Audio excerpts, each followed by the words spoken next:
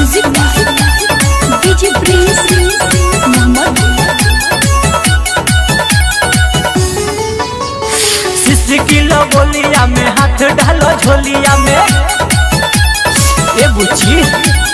सिसी किलो बोलिया में हाथ डालो झोलिया में, सिसी किलो बोलिया में हाथ डालो झोलिया में। आओ ना भीरी तनी सट लवंग धला चोलिया में हो, लवंग धला चोलिया में हो। सिसी किलो बोलिया में हाथ डालो झोलिया में एहो। सिसी किलो बोलिया में हाथ डालो झोलिया में, सिसी किलो बोलिया में हाथ डालो झोलिया में। आओ ना भीरी तनी सट लवंग धला चोलिया में हो, लवंग धला चोलिया में हो। बुझलू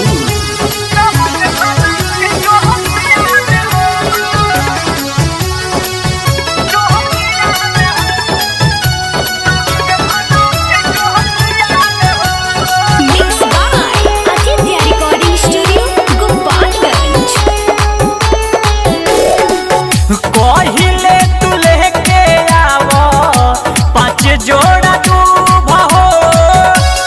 सुनो बच्ची, ये लो रात को 2 टाइम खाना है और सुबह उठकर लगाना है। भइल बारू शुभ करे दत शुभ हो, भइल बारू शुभ करे दत शुभ हो। रेडी हो जा झटपट काम कर खट खट। रेडी हो जा झटपट काम कर खट खट, रेडी हो जा झटपट काम कर खट खट। सुन ना दिन भर डट लवंग धला चोलिया में हो, लवंग धला चोलिया में हो।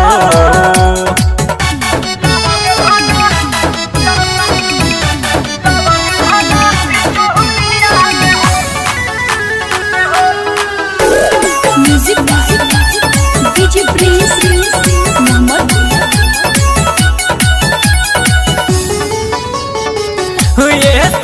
संदीप बड़ी हवे बेलूरा। बालिके हम बाबा हैं, मेरा कहना मानो, तुम्हारा मनोकामना अवश्य पूर्ण होगा। राइटर हरे राम का मरले बहुरा, मुकेश विकास कालू मरले बाबूरा।